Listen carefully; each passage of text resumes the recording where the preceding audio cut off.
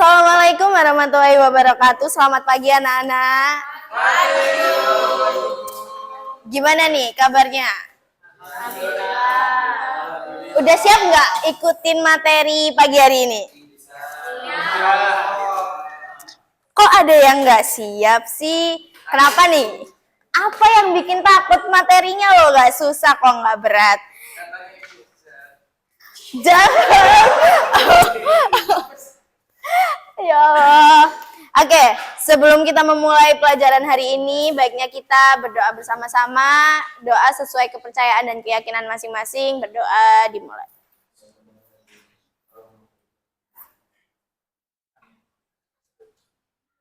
Berdoa tidak pernah selesai. Oke, sebelum kita lanjut, kita presensi dulu. Ananda Putih, kemana? Nggak ada keterangan. Oke, Alfa. Pulpenmu tadi udah. Oke. Andika Satya, Anggita, Arya, Arya izin. Oke. Caikal, izin. Kemana ini kok izin semua? Cazilda, Dinda Reva, Miftahul Fahmi, Yohan, Zahra, Zulfia. Oke.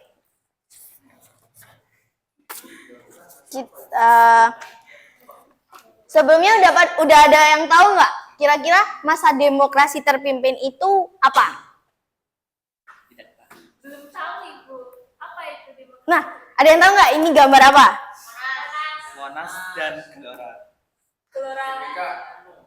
Kira-kira apa hubungannya dua dua bangunan ini sama materi kita hari ini? Dibangun pada masa demokrasi terpimpin. Betul. Cuma ada lagi nggak spesifiknya? Kira-kira kenapa ya dua gambar ini kita cantumkan di sini? Karena bentuk pemborosan uang publik. Bener. Ya, itu juga masuk. Ini mereka adalah beberapa bangunan yang dibangun pada saat demokrasi terpimpin. Lebih tepat, pembahasan lebih lanjut tentang bangunan-bangunan ini kita bahas lebih lanjut nanti. Nah, yang pertama, demokrasi terpimpin. Demokrasi terpimpin ini itu berlaku pada tahun 1959 hingga 1965. Nah, demokrasi terpimpin ini kenapa bisa disebut terpimpin? Karena seluruh keputusan dan seluruh keputusan sama perintah dan segala macamnya itu terpusat pada satu titik, yaitu Presiden Soekarno. Nah, demokrasi terpimpin ini juga dibangun sebagai upaya mengatasi ketidakstabilan politik pada masa demokrasi liberal. Nah, seperti yang materi kita sebelumnya di masa demokrasi liberal, waktu itu kan terjadi kekacauan politik ya, karena ada pemberontakan, juga ada pergantian kabinet sebanyak 7 kali yang akhirnya terjadi kacau dan membuat Presiden Soekarno menarik garis tegas bahwa kayaknya kita udah nggak cocok lagi deh pakai demokrasi parlementer ini, dan akhirnya memutuskan untuk beralih ke demokrasi terpimpin. Nah, karena demokrasi ini terpimpin dan terpusat pada satu titik, yaitu Presiden Soekarno, menjadikan kekuasaan presiden saat itu menjadi sangat dominan dalam mengambil keputusan negara. Jadi semua keputusan itu ada di tangan Presiden Soekarno. Nah, ini. Jadi, mengapa sistem ini muncul? Nah, karena pada masa yang tadi sudah disebutkan, pada masa demokrasi liberal kan ada pergantian kabinet, terus itu juga konstitusi gagal dalam menyusun undang-undang. Akibat ketidakstabilan pada era tersebut, Presiden Soekarno memutuskan untuk beralih ke demokrasi terpimpin dan itu diawali dengan Dekret Presiden 5 Juli 1959. Salah, Cak. Nah, enggak.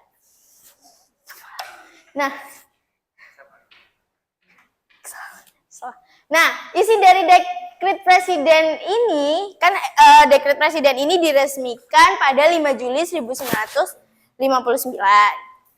Nah, isi dari dekret ini itu yang pertama membubarkan konstituante yang pada saat itu dianggap gagal. Kemudian yang kedua menetapkan kembali Undang-Undang Dasar 1945. Terus yang ketiga membentuk MPRS dan yang keempat membentuk DPAS. Nah, dalam demokrasi terpimpin ini ada kebijakan dalam dan luar negeri. Nah, di kebijakan dalam negeri ini, yang pertama, Presiden Soekarno menyampaikan pidatonya yaitu penemuan kembali revolusi kita yang kemudian pidato ini menjadi pedoman negara. Kemudian dalam sidang MPRS nomor 3 tahun 1900 itu Presiden Soekarno diangkat sebagai presiden seumur hidup. Kira-kira teman-teman bisa bayangin nggak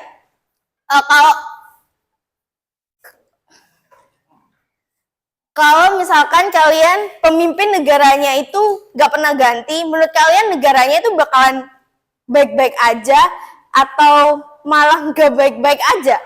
Biasa saja. Tergantung pemimpinnya, benar. Tapi ini juga bisa memicu kayak akhirnya ketegangan pada masa itu karena kayak semua kan pada satu titik aja ya. Jadi kayak mereka ya udah manut aja deh, mereka tuh bagian kayak ya udahlah ikut aja apa yang ada dari atas. Karena kan demokrasi terpimpin itu alurnya dari atas ke bawah. Kemudian Presiden Soekarno membentuk MPRS, DPR, gotong royong dan juga KOTI. Di sini lembaga-lembaga negara, lembaga-lembaga legislatif itu kayak MPRS, DPAS dan DPR GR ini itu anggota-anggotanya dibentuk langsung dan anggotanya dipilih oleh Presiden Soekarno sendiri. Nah, tujuannya kenapa anggota-anggota ini dipilih secara langsung oleh beliau? Karena beliau membutuhkan dukungan suara untuk kegiatan apapun yang dilaksanakan oleh pemerintah. Jadi supaya misalkan pemerintah menjalankan suatu kegiatan atau menjalankan suatu keputusan, itu ada dukungan dari lembaga-lembaga yang sudah dipilih anggotanya tersebut oleh beliau. Nah, kemudian membubarkan beberapa partai yaitu Masyumi dan PSI. Ini kenapa partai-partai ini dibubarkan? Karena ketuanya itu terlibat dalam pemberontakan. Jadi untuk mencegah agar tidak terjadi lebih lanjut, akhirnya partai-partai ini dibubarkan. Kemudian membentuk Front Nasional dan menerapkan konsep Nasakom. Nah, Nasakom ini bukan sekedar singkatan, tapi kayak bukan sekedar nasional, agamis, dan komunis. Tapi di sini itu kayak tujuannya itu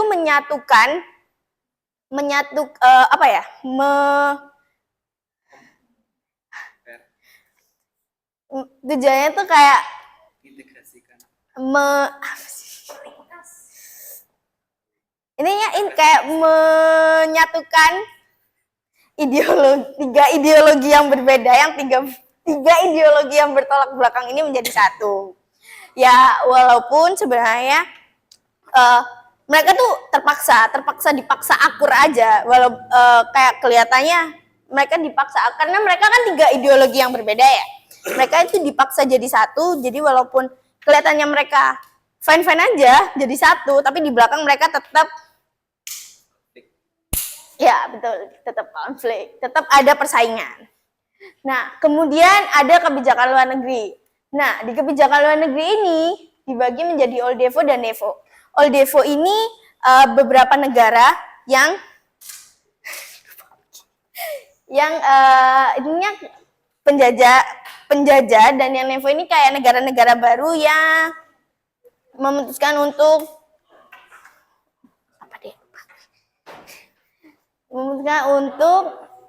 negara-negara B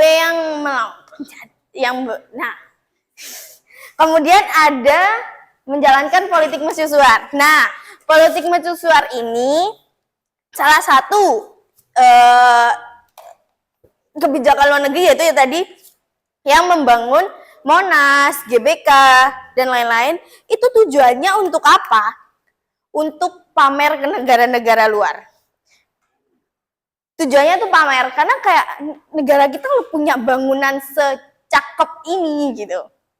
Nah, karena di sini juga ini yang itu tadi siapa yang menyebutkan kalau itu pemborosan ya benar, itu siapa tadi? Mas Beril ya? Betul banget Mas Beril. Itu karena pembangunan ini itu jadi pengaruh ke ekonomi di depan. Nah, kemudian yang kebijakan luar negerinya menjalin poros Jakarta Peking. Nah, ini tadi apa sih ciri dari demokrasi terpimpin? Yaitu tadi presiden memiliki kekuatan besar karena ya tadi seluruh keputusan, seluruh arahan itu berpusat pada presiden. Kemudian peranan partai politik dibatasi dan militer meningkat, yaitu tadi itu juga karena semuanya itu atas pantauan dari presiden, itu juga karena ada ideologi manifesto itu, jadi semua itu nggak boleh menjalankan kegiatan tanpa persetujuan dari presiden. Kemudian kebebasan pers terbatas dan pemerintahan bersifat sentralistik. Nah, itu tadi ini juga karena politik mercusuar, gimana sih kondisi ekonomi pada saat itu? Nih, pada demokrasi terpimpin, ekonomi Indonesia mengalami inflasi tinggi, kenaikan harga barang, utang negara bertambah di mana-mana. Pemerintah tuh ini tadi mengatasinya dengan sharing dan deklarasi ekonomi dan politik mercusuar ini tadi juga tujuannya pengen kayak apa ya? Biar kelihatan megah tapi belum berhasil secara maksimal, malah menambah utang di mana-mana. Kemudian karena Indonesia ini bagaimana sih hubungannya Indonesia dan negara lain pada masa saat itu? Nah, Indonesia ini ingin membebaskan Irian Barat melalui Trikora. Kemudian ada konfrontasi dengan Malaysia. Terus juga Indonesia keluar dari PBB tahun 1965. Kemudian Indonesia juga aktif dalam gerakan non-blok dan itu tadi politik mercusuar yang menyerap biaya besar.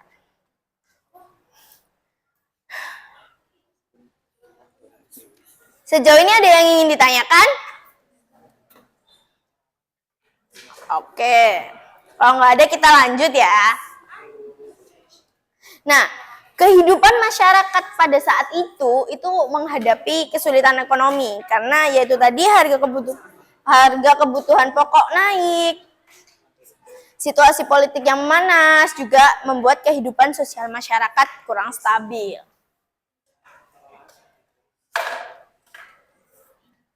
Nah, berakhirnya demokrasi terpimpin ini karena apa? Yang pertama, terjadi peristiwa 30 PKI. Kemudian menjadi politik semakin kacau, kekuatan Soekarno mulai melemah dan muncul pemerintahan Orde Baru di bawah pemerintahannya Soekarno. Soeharto, ya maaf ya. Nah, sebelum kesimpulan, kita bagi kita ngerjain kelompok sesuai dari apa yang udah dijelaskan tadi. Kalian juga bisa cari jawabannya ke internet. Ke internet. Ini ada 3 kelompok, jadi kalian bagi rata ya 3 kelompok ini. Kalian jawab di belakangnya aja. Kalau jawabannya bisa kalian cari di bahan ajar yang ada di grup, yang udah saya share di grup, atau kalian bisa cari di internet. Kalian bisa cari ke internet. Kalau ada yang ingin ditanyakan, silakan ditanyakan. Kalian bisa jawab di baliknya ya. Ya, kalau nggak cukup di baliknya. Ini nama kelompoknya nama apa? Nama anggota kelompok. Ya, kenapa?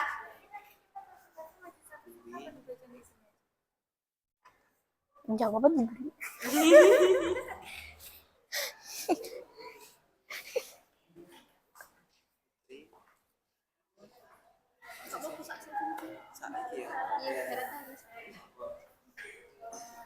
Zuzur.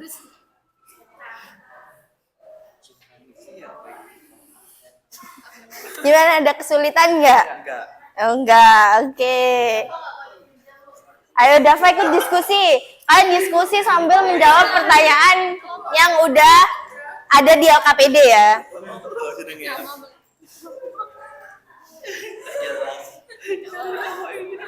Dijawab.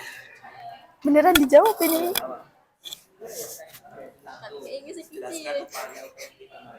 Ya, bahan ajar udah di-share ya. Bohong.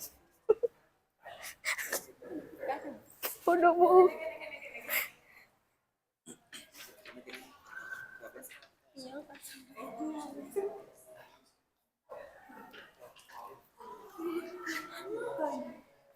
Ada kesulitan nggak?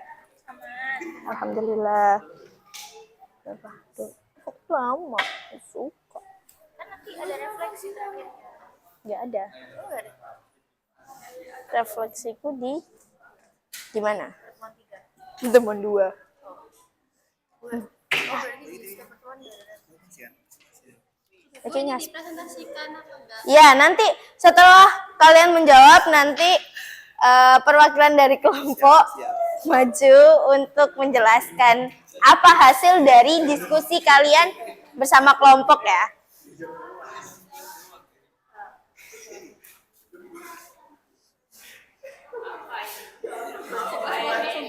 Ya.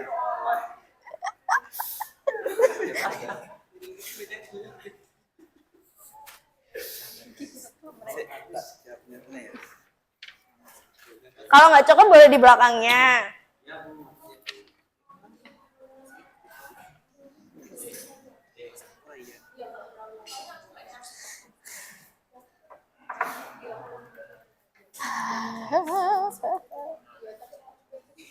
IHP, kategori IHP.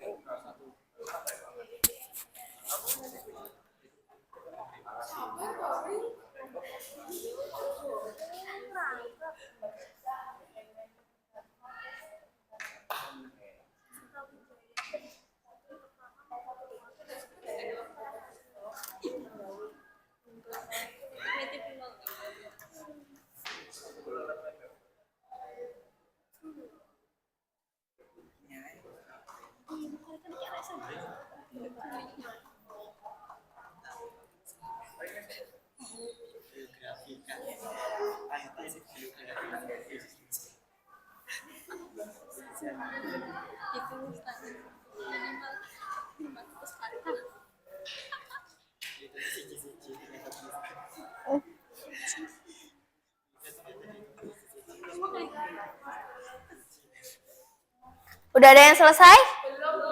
Sabar Bu, soalnya banyak Bu.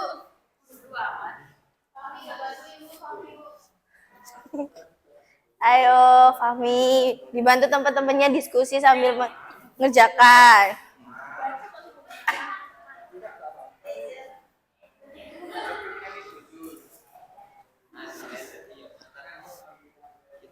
Udah selesai?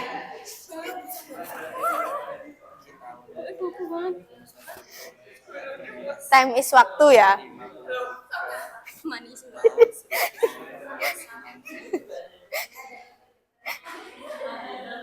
Ini udah selesai di kelompok 3.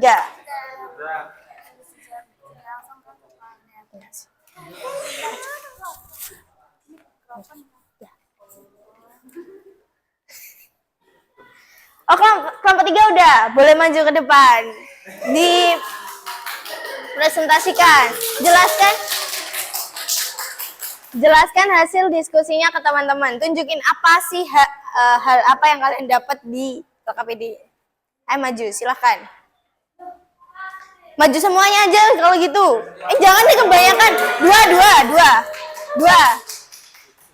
Dua perwakilan 2. Bisa maju.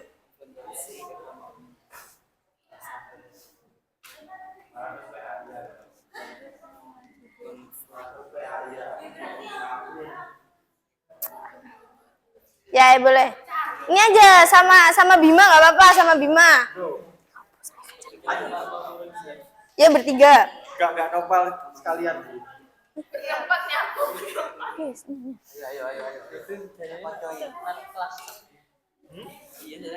Kelas 6. Kelas 6. Nih, jawabannya. Ini atau jawab sendiri. Ayo kabeh. Oh, jawabannya di situ. Ayo, ya udah kan. Ya udah. Ternyata kok malu-malu gitu ya.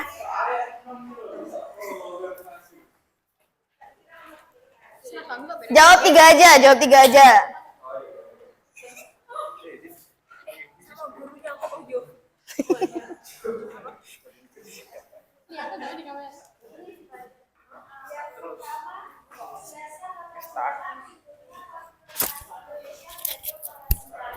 Latar belakang utamanya adalah penolakan Presiden Soekarno terhadap pembentukan Federasi Malaysia.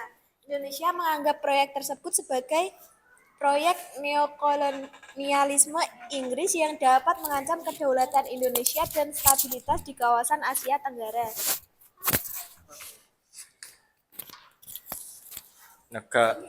Negara mana sajakah yang menentang pembentukan Federasi Malaysia? Oke, jawabannya ada 2, yaitu Indonesia. Indonesia karena memang Soekarno benci dengan Malaysia karena menganggapnya sebagai antek-anteknya Inggris. Lalu ada Filipina karena Filipina ingin memiliki klaim atas Sabah yaitu di Borneo Utara karena menganggapnya sebagai wilayahnya terdahulu.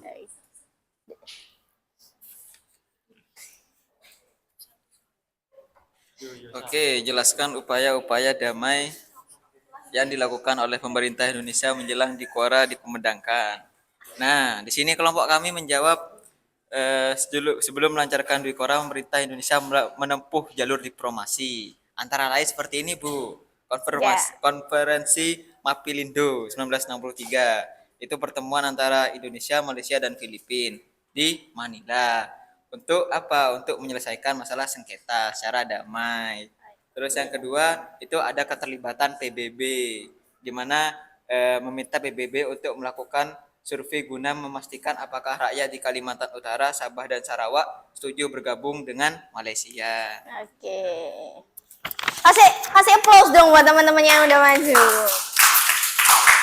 Dibawa dulu. Ayo kelompok 1 udah siap? Nomor 1 aja ya. Ya, boleh. 1, 2, 3. Nomor 1 sama 2. Oh, ke depan dah. Depan dong. Presentasi. Ayo maju Din. Ayo bertiga. Ya, boleh. Ayo.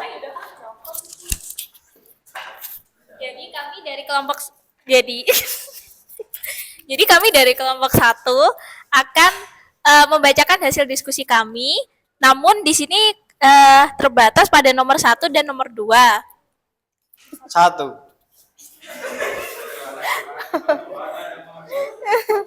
Perdana Menteri Soekarno. Soalnya dulu. Analisislah struktur kabinet kerja yang dibentuk Soekarno setelah pembacaan dekret Presiden 5 Juli 1959. 1. Perdana Menteri Soekarno. 2. Menteri pertama Juanda Kartawijaya. 3. Menteri Keamanan dan Pertahanan Abdul Haris Nasution. 4. Menteri Keuangan Juanda Kartawijaya lagi.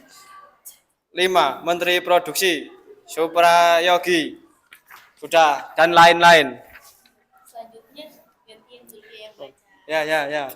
Oke, itu yang nomor pertama. Nomor kedua, jelaskan kekuatan politik apa saja Kak yang dominan pada demokrasi terpimpin dan bagaimanakah peta antar kekuatan politik pada masa itu. Nah, secara garis besar, pada waktu itu, pada masa demokrasi terpimpin, terdapat kekuasaan terpusat dari Soekarno, disebut cenderung otoriter. Nah, hal ini pada akhirnya juga mengangkat Soekarno menjadi presiden seumur hidup yang ditetapkan pada tahun 1963. Itu dari kelompok 1. Terima kasih semuanya. Terima kasih. Oke, kelompok terakhir nih. Bacain semuanya. Ayo maju. Kelompok terakhir.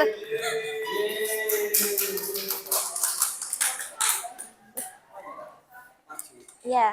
Ayo Put, mana? Ini kelasnya sini aslinya Mbak Queen kok.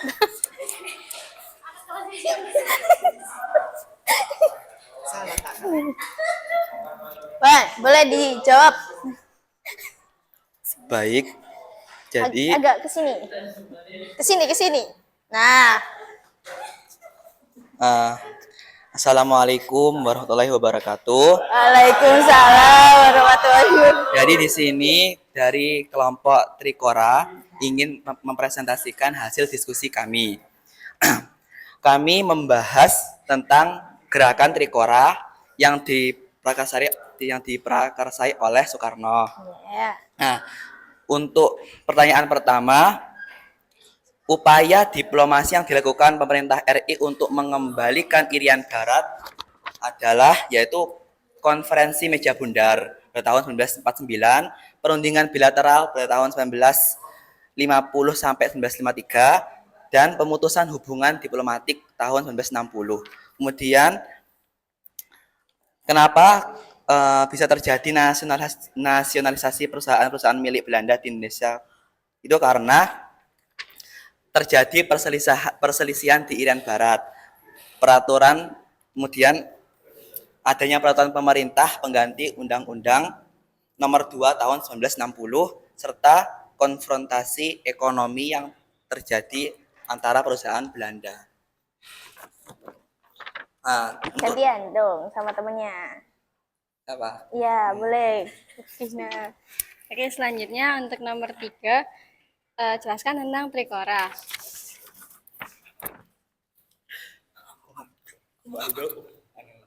Komando politik Soekarno yang menggagalkan negara. Kurang berapa? Mohon maaf ya Bu, ini tulisan teman saya Kak. Terus mengibarkan bendera merah putih di Irian Jaya dan mobilisasi politik. Kok didikte ya? Tulisannya nggak kelihatan. Tulisannya nggak kebaca. Ya, kurang lebih seperti itu. Nomor 4. Jadi nomor 4 itu mau menjelaskan bagaimana peran PBB dalam perjuangan Indonesia merebut kembali Irian Barat, di mana dalam PBB itu memfasilitasi Ayo diperhatikan teman-temannya. PBB memfasilitasi perundingan serta UNTA 1912-1962 pemerintah membantu pemerintahan sementara di Irian Barat. Kemudian yang terakhir itu relasi PIN. pelajaran dari pelajaran yang kita ambil yaitu pelajaran penting yang bisa kami ambil dari peristiwa perjuangan bangsa Indonesia dalam membebaskan Irian Barat adalah Trikora itu berusaha untuk melemahkan posisi Belanda, kemudian mengangkat isu-isu Barat ke global, isu Irian Barat ke global dan mendorong PBB agar aktif untuk melakukan dekolonisasi. Mungkin Oke, kasih tepuk tangan dong teman-teman. Oke. Nah, kesimpulannya, karena tadi jawaban teman-teman udah bagus banget. Nah, kesimpulannya demokrasi terpimpin memberikan pelajaran bahwa stabilitas politik yaitu memang penting. Tetapi kekuasaan yang terlalu terpusat juga dapat menimbulkan berbagai masalah dalam kehidupan pemerintahan dan kehidupan masyarakat. Nah, sekian materi kita pada pagi hari ini. Semoga bermanfaat buat teman-teman. Di pertemuan selanjutnya kita akan masih membahas demokrasi terpimpin, tapi akan kita bahas lebih lanjut. Sekian pertemuan kita hari ini. Sampai jumpa di pertemuan selanjutnya. Assalamualaikum warahmatullahi wabarakatuh.